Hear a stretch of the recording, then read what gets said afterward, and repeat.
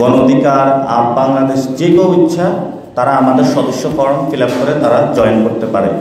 এবং যারা এখানে জয়েন করবে তারা এনসিপির প্রতীকে ইলেকশন করবে এবং এনসিপির ব্যানারের অধীনেই তারা কাজ করতে হবে। সো এটা মার্জারের প্রশ্ন নয়, এটা হলো যোগ দেওয়ার প্রশ্ন। আমরা অলরেডি এটা ক্লিয়ার করেছি সবার সামনে।